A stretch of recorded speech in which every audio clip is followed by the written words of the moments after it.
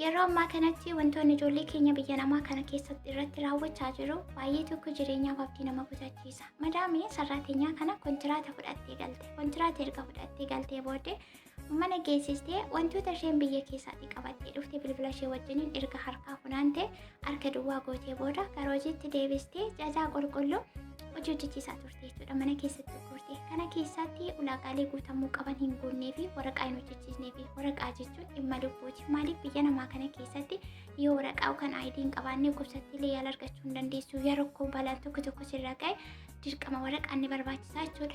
Isa kan erga ji'a dabarsitee booda sarraateenyaan gaafa dhukkubsattu biro nageessii biro deemuun barbaada gaafa isheen ittiin jettu ani biro si geessuu hin danda'u garuu mindaa keetiin tikeetti kutee biyyatti si deebisuu danda'a jette akkasitti dubbatte jechuudha. Birootti gaafa bilbilamu biroon maal deebisa? Birrii 150 yoo fedde nutis birootti si deebisuu dandeenya jedhee akkasittiin itti dubbate. Mucayyoon kun otoo birrii 150 qabaattee maaliif biyya ishee irraatii baate? Hin baatu turte. Of jijjiiruu jireenya ishee jijjiiruu tarii daa'ima qabdii tarii immoo dhukkubsataa manaa qabdii sana yaallachuuf tarii immoo maatii ishee gargaaruu fi walumaa galasaatti namni kamuu jaallateeti miti. Qabaatee miti rakkinatu dhiphinatu biyya isaarraa isa baasa malee jechuudha. Biroon birrii 150 fiti biyyatti si deebisnaa jechuun duratti manni sun maal sitti ta'e rakkoo maaltu si qaqqabe maal si godhanii ulaagaalee jiran si guutanii waraqaa si hojjechiisanii jedhee sarraateenyaallee hin gaafanne jara fudhatan sanallee hin gaafanne jechuudha. Normaalii jara muree birrii 150 yoo qabaatte kottu nullee biyyatti si gashuu dandeenya kan jedhuun deebise. Bakka jirtanitti nagaan isiniif haa ta'u nagaa isin irraanfanne akkam jirtu isin nagaa keessanii ani jira galata waaqayyo. Arras immoo deebiitiin jira isinis baganaaf jiraattanii faamilii koo hundumti keessanii haraas taatanii warri dhiyootanii anaa dhufu jecha please viidiyoo kana guutummaa guutuutti dhaggeeffachuun hojiirra oolchaa. Keessattuu ijoolleen keenya biyya namaa keessa jirtan bor maaltu akka nu qaqqabu hin beeknu. Dhagaa boroo hundi keenya yoo maal ta'u akka nutti dhufu hin beeknu biyya namaa kana keessatti rakkoon dhammattee namatti bor nu mudachuudha. Otoo ana ta'e carraan kun otoo ana ta'e jechuun bakka kana obbuusuutiin isinitti haa dhaga'amu. Keessattuu ijoollee kana haaraa biyyarraatii dhufanii kontiraata mana madaamii galaa jiranii please aga dandeessaa waan beektan irraa waan isaan gochuu qaban hubachiisuu yaala. Zimmi jettanii gaafa tokko du'ee gaafa lama du'ee piroofaayilii godhachuun du'aa walitti dabarsuurra namni fayyaatti gaafa waliif hin boonye gaafa waliif hin dubbanne du'aan du'ama. Already du'ee jira jechuudha. Kanaafuu aga dandeessan wal baraaruu yaalaa isinin jechuu fi sarraateenyaan kun egaa jalqaba gaafa biyyaa dhuftee as keessee guyyaa lammaffaa isheetti hojii seentee jechuudha. Akkuma jalqaba dubbachuu yaalee kontiraata dhufte erga hojii seentee booda wanta isheen biyyaa qabattee dhuftee waan akka uffataa waan akka caammaa ishee fi bilbila ishee harkaa sassaabdee fudhatte. Madaamiin irraa fuutee jechuudha. Irraa fuutee achiin booda kuni kan ta'e Saawudi Arabiyaa keessatti biroon kun 150 fidii saboota biyyatti si galchuu dandeenya jedhee dubbatus biroo Saawudi Arabiyaatti argamu jechuudha. Biroo Itoophiyaa Saawudi Arabiyaa keessatti argamu. Biroo Itoophiyaa gaafa jedhamu biroon kan seeraan alaasi biroo ijoollee keenya biyyarraa kan guuree fidee hallayyaatti gadi naqaa jiru biroo meeqa kan lakkaa'ame dallaalonni biyya keessa kan lakkaa'aman hin xumuramne meeqa ture. Normaalii nuti biroo Itoophiyaa biyya akkasii keessatti argamu jenna. Biroo maal akka ta'e biroon suni seera qabeessaa kan jedhu wanti nuti irraa beeknu jiru kunoo kanuma. Gaafa rakkoon nu qaqqabe biroon nu qaqqabne maal sinirra geessan maal taatanii rakkoon seeradhee kan hin gaafanne kan ijoollee keenya rakkoo jalaan baraarree hin beekani maal akka hin dubbamu hin beeku. Achiin booda sarraateenyaan dhuftee akka isheen dhufteeni akkuma isin waan isheen qabdu garaa sassaabbattee booda hojiitti deebistee achuma Saawudi Arabiyaa keessa obboleettiin ishee tokko jirti jechuudha. Kontiraata kan jirtu keessattuu ijoolleen Saawudii keessa jirtan ni beektu baay'ee ulfaataa warri kontiraata jiran socho'uun ulfaata. Gaafa isaanii jakkee libseedhanii kanatti libsachuu dandeessu warri jiraatanii beektan beektu anillee nan beeka. Isa booda gaafa isaan bilbila harkaa fuudhanii bilbilli isheen taphalaa ishee iyyatti madaame sun jechuudha. Achi obboleettiin ishee birrii ergitee bilbila bichisiistiif.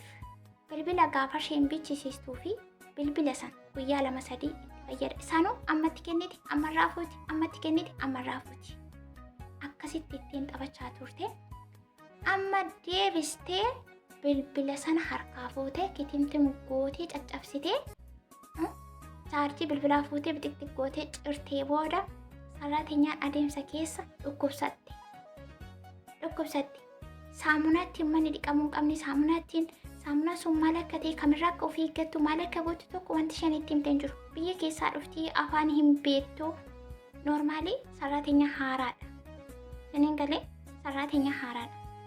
Akkasittiin itti taphachaa turte ammallee bilbila obboleettiin ishee bitteef illee harkaa fuutee caccabsiteechi darbattee gaafa sarrateenyaan na baasii mana kana keessaa ba'uun barbaadaa biroo nageessii gaafa isheen jettu ani biroo si geessuu hin danda'u biyya keettan si gasha tikkeettii kutee jette. Biroonis birrii 150 yoo qabaattee kootu nuti biyyatti si galchuu dandeenya yoo kana qabaannee zimjiitii taa'ee hojjetadhu hojii. Kanuftii fi duraan hojii miti isaan hojii hojjechuu garsa namni yoo fayyaa qabaate biyya namaa keessatti wanta isa barbaachisu yoo qabaate hojii hojjetachuu danda'a. Har'a mucaan kun dhukkubsattee ishee mana yaalaa deemtee yaala argachuu hin dandeessu. Maaliif waraqaan qabdu waan ta'eef yookaan aayidii hin qabdu waan ta'eef maal si godhani jarri sun maal sirraan ga'an rakkoo akkamiitu si qaqqabe akkamitti mana jijjiirradha sababatti mana jijjiirrattuuf himaa inni jedhee gaafachuus dhaga'uus hin barbaadu. Noormaalii kan inni barbaadu birrii kan kanarraa fiduute baate dhimma dantaaqii hin qabnu kan jedhuun deebisee jechuudha. Yeroo akkasii kana ijoolleen keenya kan du'anii reeffi isaaniillee barbaacha dhabee allaattiin biyya ormaa dirree ormaa irratti nyaachaa jirtu waan akkasiirraa wal qabataa jechuudha. Ani as gubbaa irratti wanti jechuu barbaadu ammas taanaan warri as keessa turtanii bultan warri ijoollee haaraa reef biyyarraa dhufan wajjiniitiin wal qunnamaa jirtan aga dandeessan ijoollee gorsa. Maaliif sarrateenyaan tokko kontiraata dhufte taanaan otoo waraqaan hin hojjetamiifiin torbee 2 taa'uu hin qabdu. Maaliif umarra ga'ee rakkoo akkasiitu jira. Isa booda gara dhimma lubbuu isaaniitti deemaa jira. Meeqa kan lakkoofsaan lakkaa'ame biraan ga'amnetu reeffi ijoollee keenyaa biyya namaa keessatti hafaa jira waan ta'eef 1-2 gaafa biyyatti galte reeffi biyyatti gale jechuu miti. Kan biyya namaa keessatti allaattiin bakkee keessatti nyaataa jirtu isbaalatti guuramaa jirutu irra baay'ataa jechuudha. Ijoollee biyyarraa dhufan eenyumti keessanuu kontiraata jirtu taanaan otoo waraqaan isiniif hin hojjechiifamin hin taa'ina mana sana keessa. Hin taa'ina maaliif dhumni isaa kana waan ta'eef maal fayyada? Duuti gaafuma dhufte gaafuma guyyaan kee geessa miti kan kirriin kee jettu yoo dandeesse mana sana keessaallee baduu yaali malee hin taa'in. Erga rakkoo ta'e rakkoo bakkee yoo baates yoo baddes achi sana furmaanni jira achi keessaa yoo baate bakka gaarii galtasiin jechuu koo miti. Mana madaamii keessa kontiraata dhufte taanaan otoo waraqaa siif hin hojjetamin otoo anshuraansii hin kennamin hin taa'in ammas taanaan. Inni kan biraan ati mana madaamii kontiraata seentee madaamiin haala kanaa sitti taphachaa jirti. Otoo waraqaa siin hojjechiisiin si ukkuurtee jirti taanaan sarrateenyaa kan biraa sarrateenyaa waliin kan wal argitu yoo ta'e keessattuu ijoolleen keenya abashaan wanti isinirraa of eeggattan sarrateenyaa wajjin kan wal argitan rakkoo keessa jirta yoo ta'e sarrateenyaa kana gaafa wal argite wanta mana sana keessatti sirriitti ta'aa jiru inimatiin sarrateenyaa sanatti. Maaliif rakkoon kun jarri sun caalaatti akkasaan simiidhanitti deebisteetti gorsuu dandeessi. Noormaalii murtoo mataa keetiin manni sun siin taane taanaan madaamiin biroo siin geessu waraqaa siin hojjechiisu biyyan si galcha jettee gaafa ishee amma isheen birrii keetiin tikkeetti kuttee fiddee harka keetti sitti laatutti eeggachuu dhiisiiti maal godha seeta mana sana keessa badi. Akkamitti badda bita zimjee shulluk jee badeeti gadi bahii daandii irratti harka kee ol qabda. Yeroo sana poolisiin si qaqqaba. Maaliif akka mana sanaa baate? Rakkoo maaltu akkasirra qaqqabe 1-2 itti ma'u galuu barbaadde inni siin jennoo galuun barbaadu biroo nageessa biroo deemee mana jijjiirrachuu barbaada. Erga nufee ji'a 2 erga nufee ji'a 3 erga nufee ji'a 4 ji'a 5 haga turte waan mana sana keessatti sirra ta'e qabatamaatiin otoo waraqaa siin hojjechiisin akkasii gochaa jirti yoo ta'e daaftee mana sana keessaatii gadi ba'uu qabda. Baatee poolisitti harka kennatta jechuudha. Noormaalii rakkoonni sirraan ga'u tokko hin jiru. Mana madaamii keessatti rakkoon sirra gahee dararriin sirra gahee ati gadi baatee taanaan wanta sirra gahee sana poolisiitti hin himatta wanti tokko wanti sirra gahu hin jiru haqa keetu si baasa. Yeroo sana maal jetta ani biyyatti galuu hin barbaadu biroo nageessa mananaa jijjiira hojii hojjetachuu hin barbaada. Hojjetadhee nagaan biyya kootti deebi'uu hin barbaada. har'a rakkoon kun narra ga'e jennaan mana kana bahi jedhee akkasitti hin bahi. Zimmi jettanii kontiraata warri seentanii jirtan otoo waraqaa isiniin hojjechiisin ji'a meeqan taa'ee waggaa tokkon taa'ee ji'a afuriin taa'ee ji'a ja'an taa'ee jechuun waan tokko isiniin fayyadu. Keessattuu ijoolleen ammoo fa'aa jirtanii akka durii sana miti. Garaagarummaan hin jira amma tokko. Eessatti garaagarummaan jira beektu bilbila fayyadamtu. Normaalii bilbila ni fayyadamtu yeroo sana yookiin lookeeshinii mana sanaa qabachuu namoota wajjin dubbatta wajjin lookeeshinii sheerii gochuu lakkoofsa manaa sheerii gochuu inni irraanfatina maaliif sin fayyada waan ta'eef gaafa rakkoon cinqiin tokko sin qaqqabe dafee namni sun isin qaqqabuu danda'a. Yoo kanan taane immoo waliif jeetii manaa gadi ba'ee harka kee poolisiitti kenni poolisiitti gaafa bira geessu biyya galuun barbaadu ani biiroo deemee mana jijjiirra'ee hojii hojjetachuun barbaada. Wantan dhufee fi dhimmaaf kaayyoo koo galmaan gaadheen biyya kootti deebi'uu barbaada kan jedhutu si baasaa jechuudha. Madaamii keessatti hin du'ina ijoolleen keenya jechuudha.